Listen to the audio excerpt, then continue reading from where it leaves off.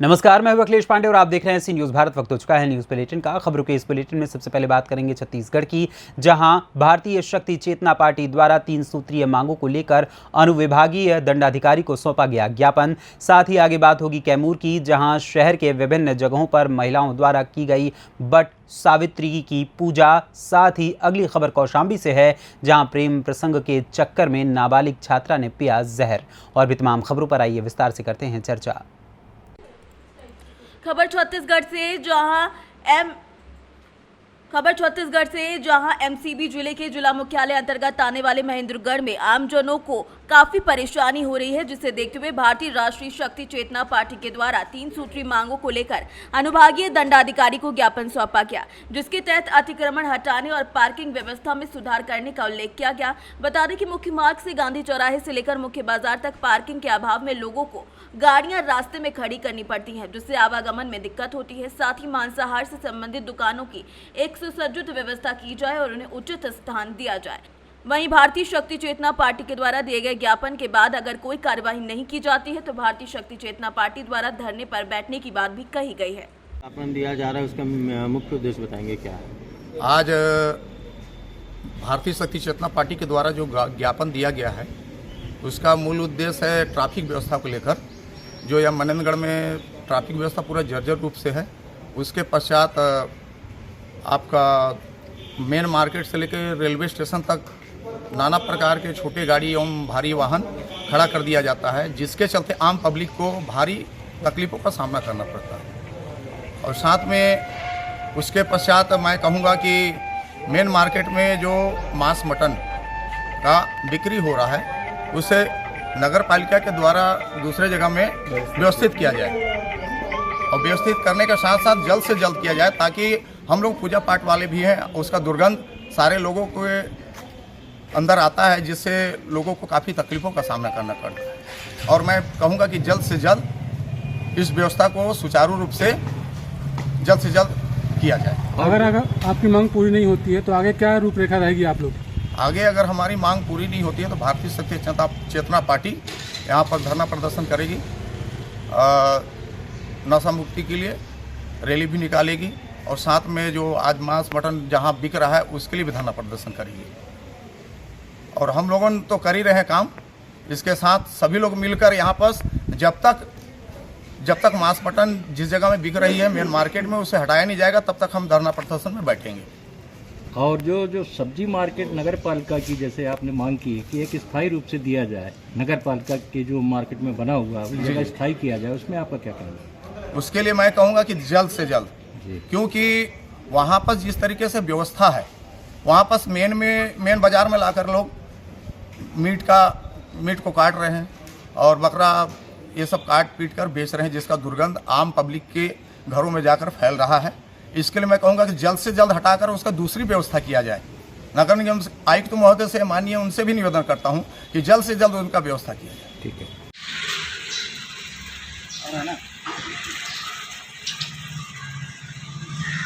आज आपने ज्ञापन दिया, क्या क्या मांगे हैं आप लोगों की? आज भारतीय शक्ति चेतना पार्टी के द्वारा नगर पालिका में आके हम सब ने ज्ञापन दिया। इस ज्ञापन का मुख्य उद्देश्य ये है कि समाज में कई तरह के लोग होते हैं। सारा समाज जो है अपने जीवन को चलाने के लिए यह सब्जी मंडी में आता है, बाज़ार में आता है। तो हमारा मुख्य उद्देश्य ये है कि यहाँ पर जो सुचारू रूप से जो सब्जी मंडी है, सब्जी मंडी को सब्जी मंडी की तरह ही रखा जाए। उसमें जो घर की ज़रूरतें की चीज़ें हैं, जो आम पब्लिक आम जो जन में जो ज़रूरी है, वही चीज़ें बेची जाए। सब्जी मार्केट में मांस का बेचना, मांस को काटना, तरह तरह की बीमारियों को एक प्रकार से फैलाना भी होता है। उससे क्या है कि तरह तरह की दुर्गंध फैलती है, जो हमारे सांसों में जाती है और हमको कई तरह से प्रभावित करती है। तो हमारा मुख्य उद्देश्य है कि सब्जी मंडी को सब्जी मंडी की तरह ही चलने दिया जाए और सब्जी के अलावा और किसी चीज़ का वहाँ पर बिक्री न किया जाए। खास करके मांस का जो बिक्री है उसको तत्काल हटाकर और उसे दूसरी जगह शिफ्ट किया जाए। बस हमारा यही उद्देश्य है। धन्यवाद। छत्तीसगढ़ से सी न्यूज़ संवाददाता मुस्ताक कुरैशी की रिपोर्ट। खबर कैमूर जिले से, जहां भभुआ में शहर के विभिन्न क्षेत्रों पर अखंड सौभाग्य का प्रतीक व्रत वट सावित्री पूजा महिलाओं द्वारा की गई है। इसके मद्देनजर डाकेश्वर महादेव मंदिर, पुलिस लाइन, पंचमुखी हनुमान मंदिर सहित कई जगहों पर सुहागिन औरतों ने अखंड सौभाग्य कामना को लेकर वट वृक्ष की पूजा अर्चना के साथ परिक्रमा की। वहीं आज सुबह 4 बजे से ही वट वृक्ष के पास सैकड़ों की संख्या में महिलाएं मौजूद रहीं। पंडित जी, आज वट सावित्री व्रत है, महिलाएं इस व्रत को क्यों करती है? इसका मुख्य उद्देश्य क्या है? इस व्रत को करने से माँ बहन जो है सुखी संपन्न और पति सहित अहिवात रहती हैं, बाल बच्चों मौजूद रहती है, सुख संपन्नता भरा रहता है। अच्छा, इसलिए इसको किया जाता है। इस व्रत को किसने सर्वप्रथम किया? सर्वप्रथम ब्रह्मा ने सावित्री व्रत का प्रारंभ कराए। वो जो किसके द्वारा? ब्राह्मणों के द्वारा। व्रत किसने की? व्रत राजा, मद्रास के राजा और रानी किए। किस प्रकार से इस व्रत का उद्यापन होता है? उद्यापन इसका यह है कि प्रथम 3 दिन किया जाता है, त्रयोदशी से ही शुरू हो जाता है व्रत। अच्छा, व्रत रहना, उपवास करना। तीसरे दिन ये व्रत जैसे माँ बहन सुता लेकर के 108 बार, 8 बार, 1 बार जितना जिससे सपरे परिक्रमा करती हैं और इसके बाद संकल्प करके कथा व्रत सुनती हैं और उद्यापन करती हैं। उद्यापन में क्या क्या सामग्रियाँ क्या उद्यापन क्या में होती है? जितना जिससे सपर सके, फल फूल, डलिया, जल, कुंभ माने जल लेकर के पात्र में ये सब दान किया जाता है। चीनी शरबत घोर कर ब्राह्मणों को पिलाया जाता है, पति को भी पिलाया जाता है जाने के बाद घर। अच्छा, फिर इसका पारण कब होता है? पारण या व्रत के बाद शाम को किया जाता है। किस तिथि में? सूर्य अस्त होते समय पारण कर लेना चाहिए। अगले दिन? जी नहीं, उसी दिन शाम को। आपका नाम? हमारा नाम पंडित राम भरत द्विवेदी।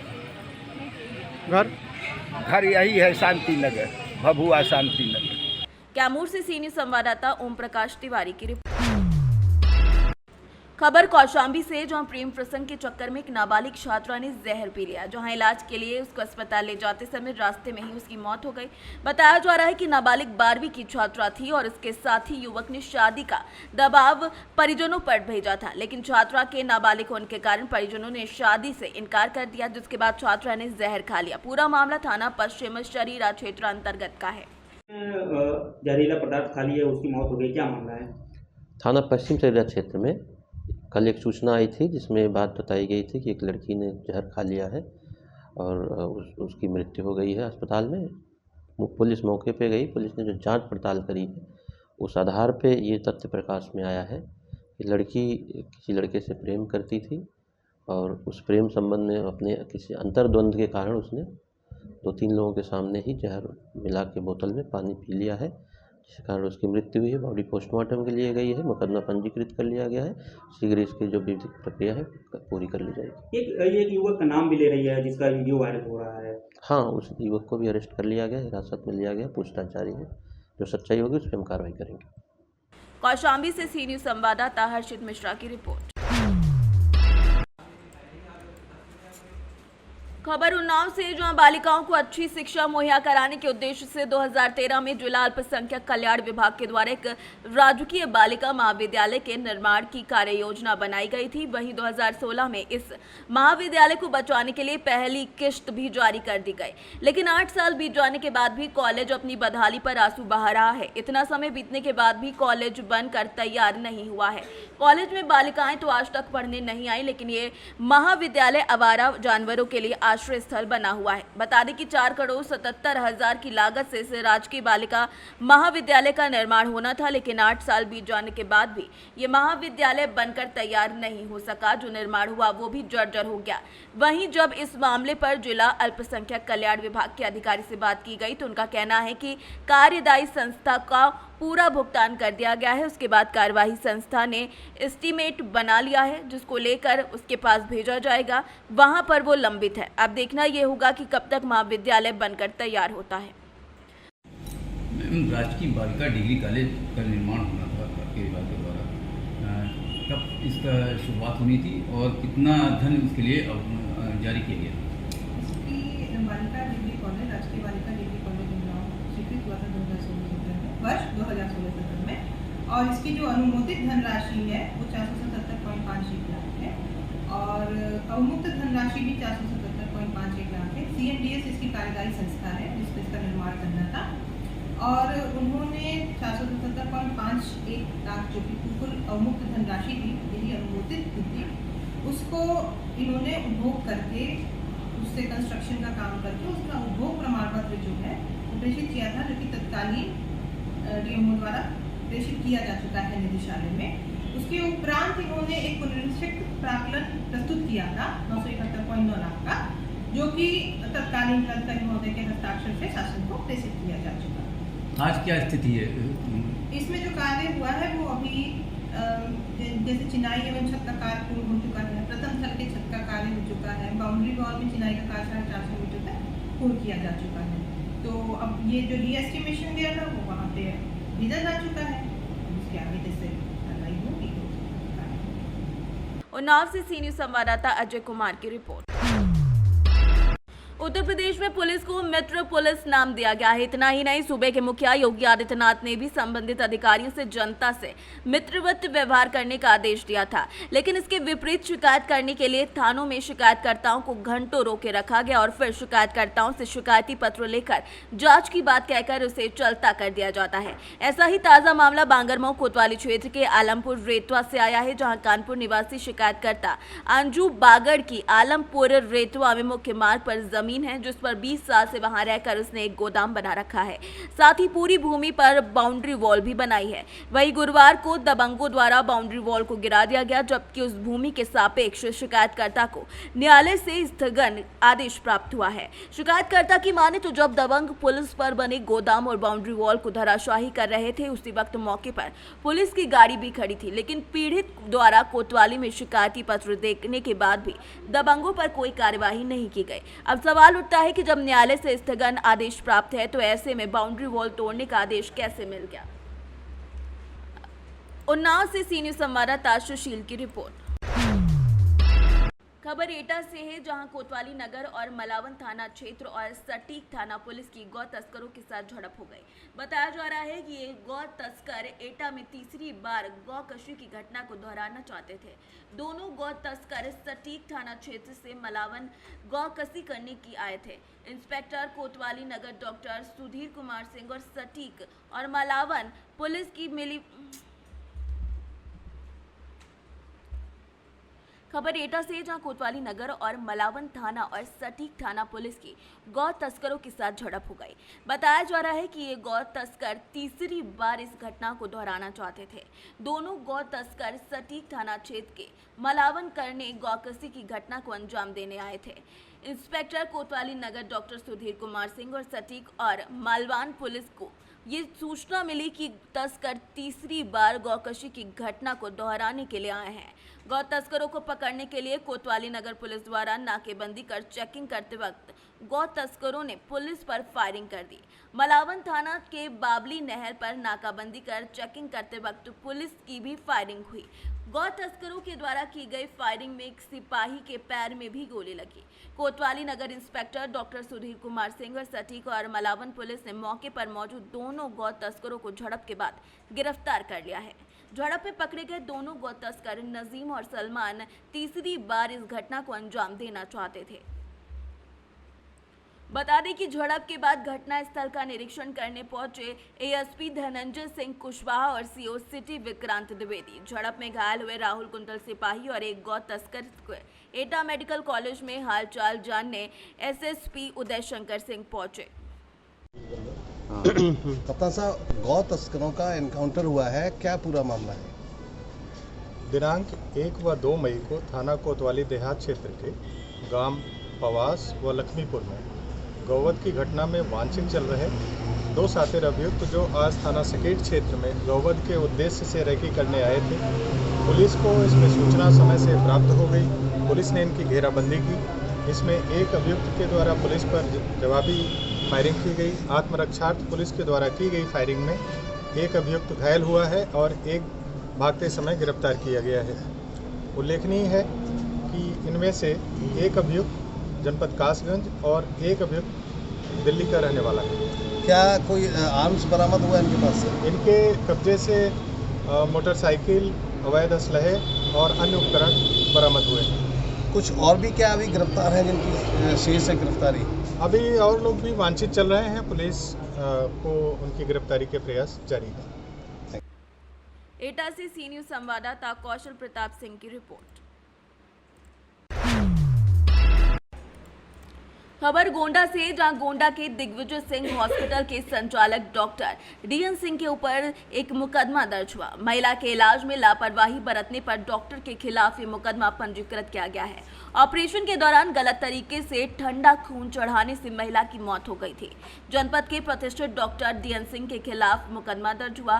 पुलिस अधीक्षक के निर्देश पर पंजीकृत हुआ मुकदमा। मृतका के परिजन को न्याय मिलने की जगी उम्मीद। मुकदमा दर्ज कर पुलिस भी जांच में जुटी हुई है। गोंडा से सी न्यूज संवाददाता इंद्रेश कुमार श्रीवास्तव की रिपोर्ट। खबर गोंडा से है, जहां शांति कुंज हरिद्वार से चलकर यूपी के विभिन्न जनपदों में भ्रमण करते हुए शक्ति कलश पहुंचा वजीरगंज। ये शक्ति कलश हरिद्वार से चलकर उत्तर प्रदेश के विभिन्न क्षेत्रों में भ्रमण करेगा। भ्रमण के दौरान गायत्री शक्तिपीठ गोंडा के प्रबंधक स्वयंसेवक ठाकुर प्रसाद तिवारी, रामतेज मिश्रा, जवाहरलाल मिश्रा, संतोष श्रीवास्तव, वीरेंद्र सिंह आदि लोगों ने श्रद्धा भाव के साथ पूजा अर्चना की। गायत्री परिवार की महिलाओं और पुरुषों को एकत्रित होकर शक्ति कलश में मां गायत्री, परम पूज्य गुरुदेव पंडित श्री राम शर्मा, आचार्य माता भगवती देवी के लोगों ने दर्शन किए। फूल माला चढ़ाकर मनोकामना की पूर्ति के लिए अर्जी लगाई। इस मौके पर गायत्री परिवार के लगभग 500 परिजनों ने भागीदारी ली। आप देख रहे हैं सी न्यूज भारत, मैं हूं आईके श्रीवास्तव। इस समय मैं गोंडा से चल करके वजीरगंज पहुंच चुका हूं। यहाँ देखा जा रहा है कि हजारों की संख्या में महिलाएं एवं पुरुष इकट्ठा हैं। यहाँ चलते हैं ब्लॉक संयोजक मंजू पांडे जी के पास और पूछते हैं कि यह कौन सा प्रोग्राम है और कितने दिन तक ये प्रोग्राम चलेगा। इसके बारे में संपूर्ण जानकारी लेते हैं मंजू पांडे जी से। आपका हमारे चैनल में बहुत बहुत स्वागत है। धन्यवाद। मैम, ये जो चल रहा है प्रोग्राम आज, ये कैसा प्रोग्राम है और कितने दिन तक चलेगा, इसके बारे में ये कन्या कौशल का कार्यक्रम है, जो कन्याओं को मतलब सुसज्जित संस्कारित बनाने का। और शांति कुंज हरिद्वार के तत्वाधान में ये कार्यक्रम सुल्तानपुर दिसंबर में रखा गया है, 13 दिसंबर से 2023 तक।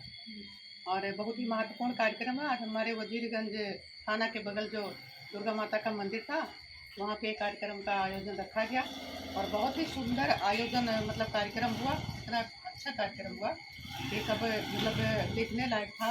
और करीब करीब हमारी बहनें भी, जो सक्रिय बहनें हमारी थी नारी सशक्तिकरण में जो काम करने वाली हैं, करीब 150 हमारी बहनें थी, महिला बहनें थी और भाई लोग भी थे। करीब 500 लोगों का भी हमारे इस कार्यक्रम में कार्यक्रम संपन्न करवाया।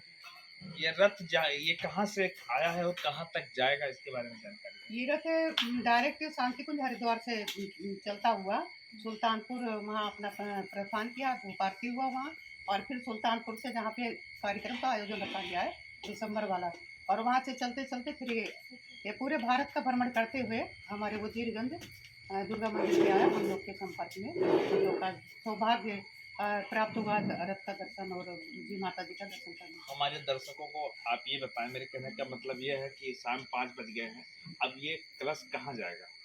अब ये कलश से एक दो जगह जहाँ नज़दीकी मतलब लोकल में जहाँ कहीं जाना होगा, एक दो मतलब जगह जाके फिर उसके बाद ये अपना रात हाल्ट करेंगे, बैठेंगे कहीं। आपका कहने का मतलब है कि एक दो जगह और भी जाएगा, उसके बाद शक्तिपीठ गोंडा के लिए रवाना होगा, वहीं पे ये लोग विश्राम करेंगे। जी जी हाँ, शक्तिपीठ हमारा गुरुद्वारा है जो अम्बेडकर चौराहा से करीब 100 कदम आगे है, रेलवे लाइन की तरफ पड़ता है, जेस्ट रोड पे मतलब ये शक्तिपीठ बना हुआ है। तो वहाँ जाकर ये स्थगित होगा, वहाँ लोग रेस्ट करेंगे, आराम करेंगे। जैसा कि गायत्री परिवार की ब्लॉक संयोजक वजीरगंज मंजू पांडे जी ने बताया कि यह रथ हरिद्वार से चल करके और ये कई जनपद भ्रमण कर चुका है, ये गोंडा पहुंच चुका है। गोंडा से ये गायत्री शक्तिपीठ गोंडा रात्रि विश्राम करेगा, उसके बाद अन्य जनपद भी जाएगा। यह कार्यक्रम लगभग दिसंबर तक चलेगा, जब तक यह कार्यक्रम सुल्तानपुर का पूरा नहीं हो जा रहा है। गोंडा से ब्यूरो समाचार। गोंडा से सी न्यूज संवाददाता इंद्रेश कुमार श्रीवास्तव की रिपोर्ट। खबर संभल से, जहां पुलिस अधीक्षक के द्वारा शुक्रवार को साप्ताहिक परेड की सलामी लेकर परेड का निरीक्षण किया गया। इस दौरान पुलिस कर्मियों से अनुशासन, एकरूपता और स्वास्थ्य बनाए रखने के लिए दौड़ लगवाई गई, साथ ही ड्रिल भी कराया गया। वहीं PRV 112 का निरीक्षण कर उपकरणों के रखरखाव संबंधित आवश्यक दिशा निर्देश दिए गए। साथ ही जनपद में किसी भी स्थान पर घटना होने पर संबंधित PRV 112 द्वारा तत्काल मौके पर पहुंचकर घटनास्थल को किस प्रकार सुरक्षित करना है, इस संबंध में जानकारी दी। इस पर परेड और निरीक्षण के दौरान क्षेत्राधिकारी बहजोई, प्रतिसार निरीक्षक, पुलिस लाइन समेत कई लोग उपस्थित रहे। संभल से सी न्यूज संवाददाता LK भारद्वाज की रिपोर्ट। फिलहाल के लिए इस न्यूज़ बुलेटिन में बस इतना ही। देश दुनिया की तमाम खबरों के लिए देखते रहें सी न्यूज़ भारत। हर खबर आपके साथ, आपके हाथ।